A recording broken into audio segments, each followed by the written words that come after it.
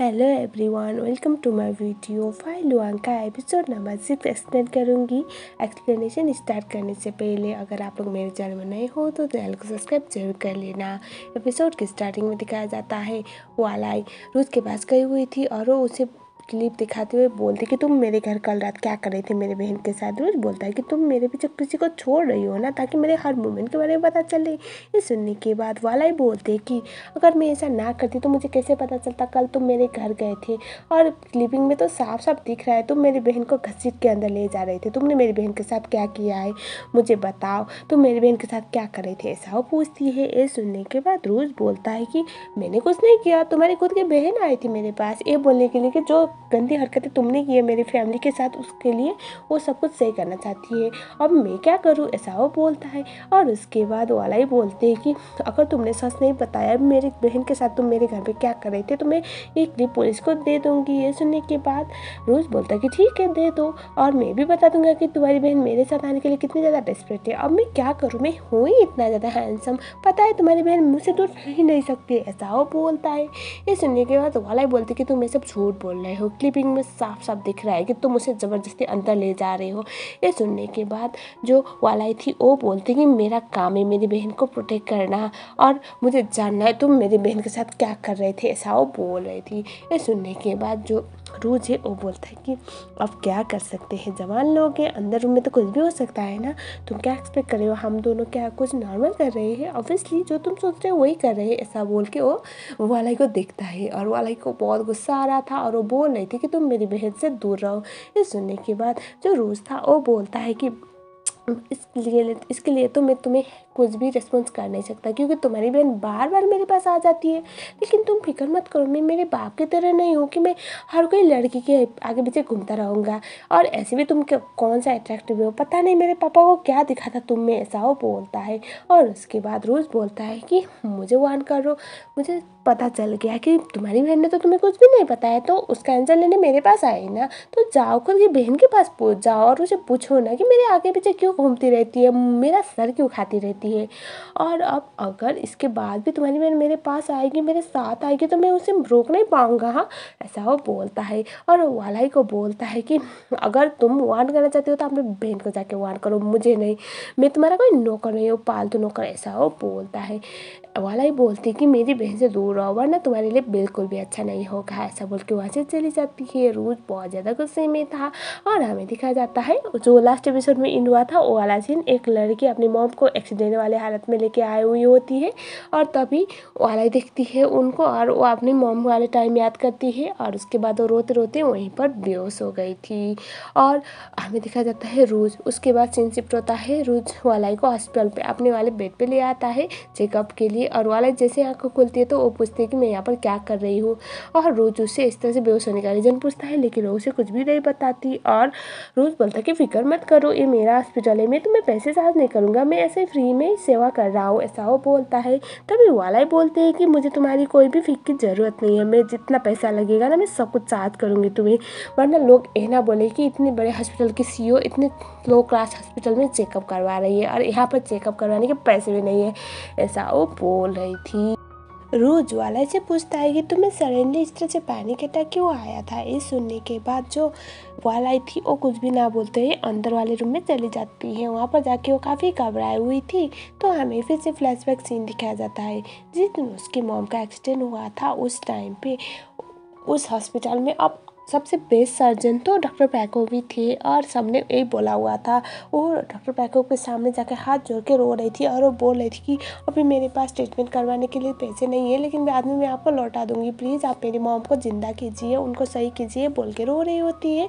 तभी डॉक्टर पैको ने भी उनसे प्रॉमिस किया था कि वो उनका देखभाल ज़रूर करेंगे और उन्होंने बोला था कि हमारे हॉस्पिटल की प्रायोरिटी है पेशेंट ना कि पैसे। लेकिन उसी टाइम पे दूसरा वाला डॉक्टर जो राउरूज की मॉम का पर्सनल डॉक्टर था वो आके बोलता है कि आपकी वाइफ को हॉस्पिटल पे लिया गया है, तो प्लीज़ जल्दी चलिए।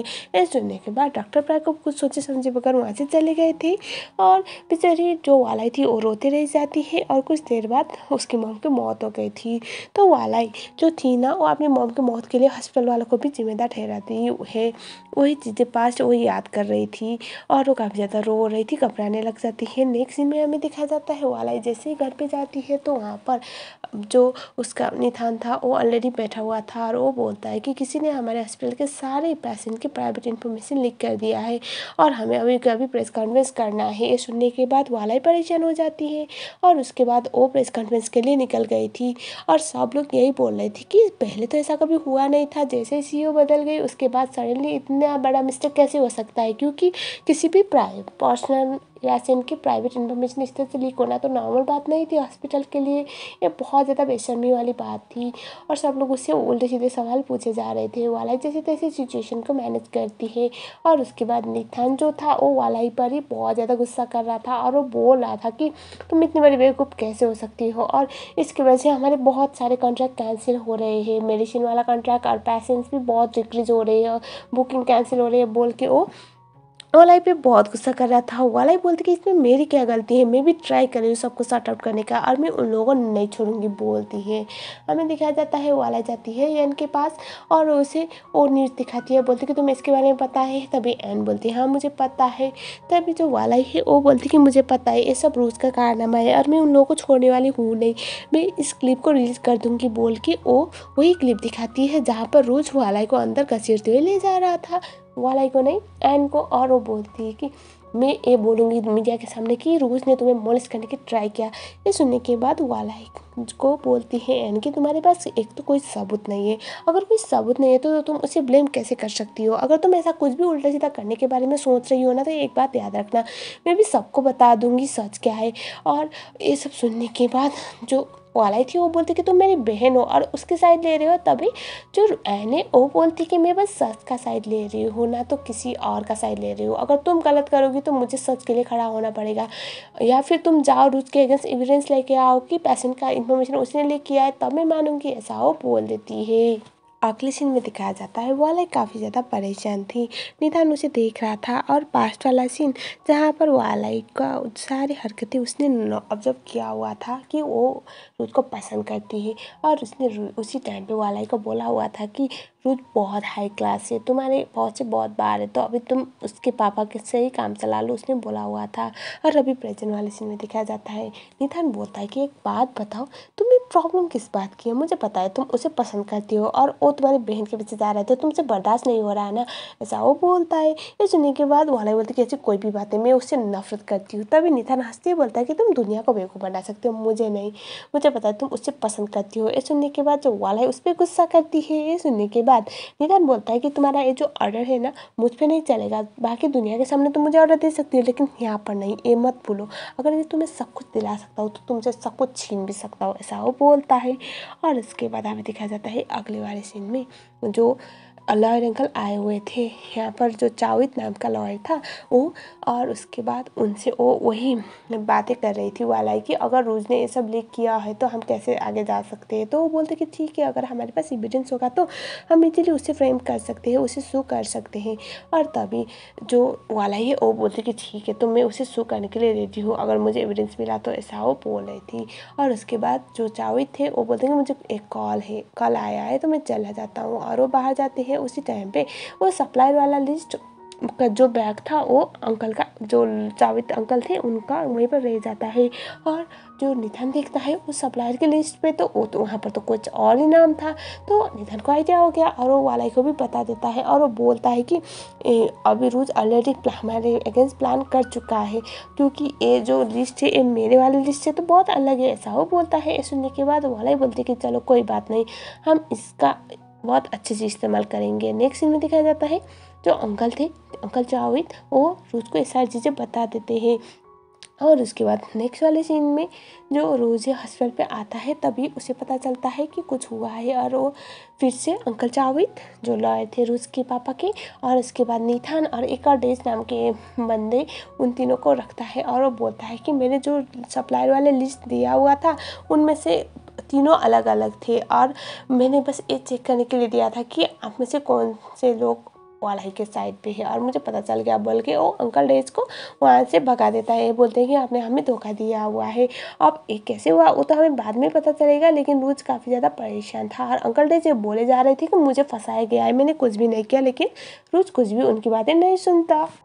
अगले सीन में दिखाया जाता है जो रोज था वो क्रीड के साथ बात करने के बाद क्रीड अभी बहन को ये सारी चीज़ें बता देता है और वो बोलता है कि मुझे तुमसे बात करनी है।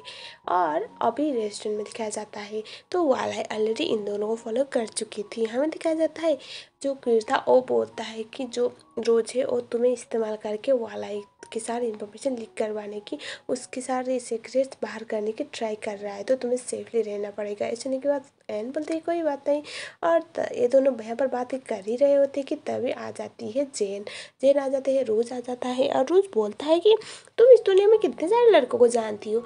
और यहाँ पर जो क्रीट है वो तो कुछ बोल ही नहीं पा रहा था। पहले तो ये बहाना करता है कि हम दोनों बस यहाँ पर मिले तो ऐसे ड्रिंक कर रहे थे। और जेन बोलती है कि मुझे इससे बात करनी है साथ में। रोज बोलता है कोई बात नहीं, मुझे अभी अपने दोस्त के पास साथ बात करनी है प्राइवेट में, उसके बाद मैं तुमसे भी बात कर लूँगा। सो हमें दिखाया जाता है पैरेलली पहले रोज क्रिस से बोल रहा था कि तुमने मुझे कभी बताया नहीं, तुम इसको जानती हो। और वो ऐसा दिखा रहा था कि शायद अभी उससे ज़्यादा भरोसा होने वाला है नहीं क्रीट पे। तभी क्रीट बोलता है कि वो मेरी हाई स्कूल के टाइम के दोस्त थे, हम दोनों प्रैक्टिकल साथ में किया करते थे और बहुत टाइम के बाद हम दोनों यहाँ पर मिले तो मुझे लगा मैं बात कर लेता हूँ। अब ऐसे एक्सप्रेशन मत दो कि तुम्हें मुझ पर भरोसा है ही नहीं। ये सुनने के बाद रोज बोलता कि ऐसी बात नहीं है, तुम देख नहीं रहे हो, वो तुम्हारा इस्तेमाल कर रहे हैं मुझ तक पहुँचने के लिए और वो अपनी बहन के लिए इन्फॉर्मेशन ले जाना चाहती है हम दोनों से, तुम समझ नहीं रहे हो। ये सुनने के बाद क्रीट बोलता है कि देखो दोस्त, तुम एन को गलत समझ रहे हो, एन इतनी भी बुरी नहीं है, वो अच्छी लड़की है। लेकिन रोज उसकी बातें पर भरोसा कर नहीं रहा था। उसे लग रहा था कि हर मर्द की तरह एन का चाम फिर से इस पे भी चढ़ गया। हमें दिखाया जाता है जेन। जेन काफ़ी ज़्यादा गुस्से में थी, वो जो एन थी उसके ऊपर पानी गिरा देती है। और तब यहाँ पर क्रीट आ जाता है। क्रीट अपनी बहन को सुनाने लग जाता है और वो अपनी बहन को वहाँ से लेके चला जाता है। और जो रोज था वो बोलता है कि तुम यहाँ पर क्या कर रही हो। तभी जो एन है वो बोलती कि प्रॉब्लम तुम में है, हमेशा तुम मेरे पीछा करते हो और तुम अपने आप से स्टोरीज बनाते हो और अभी मुझे ब्लेम मत करना। तभी रोज उससे बोलता है कि मुझे तुमसे बात करनी है और उसके बाद वो पीछे पीछे जाता है और पार्किंग एरिया में दिखाया जाता है वाला ऑलरेडी कार में उसका वेट कर रही थी। वाला को देखने के बाद एन बोलती कि तुम यहाँ पर क्या कर रही हो। रोज बोलता है मुझे कोई बात नहीं करनी और वो वहाँ से जाने वाला था। वाला ही बोलते हैं कि मुझे तुमसे फिर से एक बार बोलना है, मेरी बहन से दूर रहो। ये सुनने के बाद रोज इधर मुड़ता है और हंसते हुए बोलता है कि कितनी बार बोला है मैंने, मैं नहीं तुम्हारी बहन मेरे पीछे पड़ी हुई है और मेरा सर खा रही है पता है। और वो वहाँ से फिर से जाने वाला था। तभी वाला ही बोलती कि तुम मेरी बहन के साथ क्या कर रहे थे, मुझे ये बता के जाओ कि तुम मेरी बहन के साथ उस रात क्या कर रहे थे और तुम्हें मुझे प्रॉमिस करना पड़ेगा कि तुम्हें मेरी बहन के पीछे नहीं आना है। ये सुनने के बाद रोज बोलता है कि अरे बाबा, तुम्हारा दिमाग थोड़ा सटका हुआ है क्या, मैंने कितनी बार बोला हुआ है मुझे तुम्हारी बहन में कोई इंटरेस्ट नहीं है और तुम बार बार बोल रहे ना कि मैं उस घर पे क्या कर रहा था क्या कर रहा था। फाइन, मैं बता देता हूँ। तो क्या हुआ था ना, तुम्हारी बहन जो तुमने मेरी फैमिली के साथ जो हरकतें की, जो मेरे पापा के साथ किया, जो मेरी मॉम के साथ किया, उसकी वजह से बहुत शर्मिंदा थी। तो वो उससे जो हो सके वो करना चाहती थी, इसीलिए वो मुझे अपने घर पे लेके गई थी। वो घर याद है जहाँ पर तुम मेरे पापा को सीड्यूस करती थी, मेरे पापा के साथ सोती थी। पहले तो मैंने सोचा था कि मैं तुम्हारी बहन के साथ भी वही करूँगा जो तुम मेरे पापा के साथ किया करती थी, लेकिन बाद में मैंने सोचा मैं इतना ज़्यादा घटिया भी नहीं हूँ। तो मैंने उसे समझाया कि जो तुम्हारी बड़ी बहन ने हरकतें की है ना उसके लिए वही भुगतेगी, वही सज़ा भुगतेगी, तुम्हें भुगतने की कोई भी ज़रूरत नहीं है, तुम्हें याद है ना एन, ऐसा वो बोलता है। और उसके बाद वो बोलता है मैंने बहुत सोचा था, कसम से मुझे नहीं इन्वॉल्व होना तुम्हारी बहन के साथ, लेकिन नहीं, अब तो तुम मुझे इतना परेशान कर चुकी हो और मैं देख रहा हूँ कि जब मैं तुम्हारी बहन के आसपास होता हूँ तो तुम तो काफ़ी ज़्यादा इरिटेट हो जाती हो, तुमसे बर्दाश्त नहीं होता ना। कोई बात नहीं, अब तो मैं तुम्हारी बहन के पीछे बढ़ जाऊँगा। वो बोल रहे हैं ना कि वो कुछ भी करेगी, तुमने जो हरकतें किया है उस बात की वजह से उसको सही करने के लिए, तो कोई बात नहीं, मैं उसके साथ अब तो मेकअप कर ही लूँगा और मैं उसे मजबूर करूँगा तुम्हारे हॉस्पिटल को रिजाइन करके मेरे हॉस्पिटल को ज्वाइन ज्वाइन करे। तो अब बताओ अब क्या करोगी। ये सुनने के बाद जो वाला थी वो तो पगला जाती है और वो बोलती कि मैं ऐसा कभी होने नहीं दूंगी। ये सुनने के बाद जो रोज है वो बोलता है कि तुम्हारी शक्ल पे देख के ऐसा मुझे लग रहा है कि तुम बहुत प्रॉब्लमेटिक चाइल्ड थी। एक बात बताओ, घर में बड़ी और छोटी बहन थी तो बड़ी को ज़्यादा प्यार नहीं दिया क्या उसके पेरेंट्स ने, जो इतनी बड़ी मुसीबत की पहाड़ हो गई। पता है तुम्हारी बहन नफरत करती है तुमसे, तुम इससे बहन पाकर ना वो बहुत शर्मिंदा है। जो हरकतें तुम करते हो उसकी वजह से पता है वो लोगों को माफ़ी मांगने के लायक भी नहीं रहती। पता नहीं ऐसी बहन किसको मिलती है, ऐसा वो बोलने लगता है। ये सुनने के बाद एन भी उसे रोकने की ट्राई कर रही थी लेकिन रोज बिल्कुल भी रुक नहीं रहा था। और जो वाला है वो तो बस उससे चुप रहने के लिए बोले जा रही होती है। और रोज बोलता है कि आज तक तो मैंने सोचा था कि मैं तुम्हारी बहन के आसपास आऊँगा भी नहीं, क्यों जो करना है मैं तुम्हारे साथ करूँगा, लेकिन कोई बात नहीं, अब तो तुम मुझे बहुत परेशान कर चुकी हो। तो मैंने डिसाइड कर लिया है जो हरकतें तुमने मेरे साथ किया, मेरे फैमिली के साथ किया, उसके लिए तुम्हारी बहन ही भुगतेगी। तो मुझे देखना है तुम क्या क्या उखाड़ लोगी मेरा, ऐसा वो बोलता है। और वो बोलता है कि तुम तो दुनिया में सबसे अकेली हो ना, इसीलिए लोगों को परेशान करती रहती हो। पता नहीं तुम्हारे मम्मा पापा ने तुम्हें कभी प्यार किया भी होगा या नहीं। ये सब सुनने के बाद वाला काफ़ी ज़्यादा पैनिक अटैक जैसा उसे आने लग जाता है और वो बहुत परेशान थी एंड रोज़ को रोकने की ट्राई कर रही थी लेकिन रोज़ की जुबान तो बंद होने का नाम ले ही नहीं रही थी। वाला वहाँ से जाने की ट्राई करती है, एक गाड़ी आती है और वाला उस पर टकरा जाती है और एन काफ़ी परेशान होते हैं, अपनी बहन को उठाने के लिए जाती है। रोज़ देखते ही रह जाता है, मतलब वो तो बहुत कंफ्यूज था कि सडनली ये क्या हो गया। और यहीं पर एपिसोड नंबर 6 खत्म हो गया। इसका नेक्स्ट एपिसोड 7 और 8 आएगा जैसे ही मैं आप लोगों के लिए एक्सप्लेनेशन ज़रूर लाऊंगी, क्योंकि मुझे भी ये ड्रामा काफ़ी ज़्यादा इंटरेस्टिंग लग रहा है। गाइज ये भी एक ऑनगोइंग ड्रामा ही है तो आप लोगों को नेक्स्ट वीक तक इंतज़ार जरूर करना पड़ेगा। तब तक के लिए अगर आप लोग मेरे चैनल में नए हो तो चैनल को सब्सक्राइब जरूर कर लेना। मिलते हैं नेक्स्ट वीडियो में, तब तक के लिए thank you so much for watching.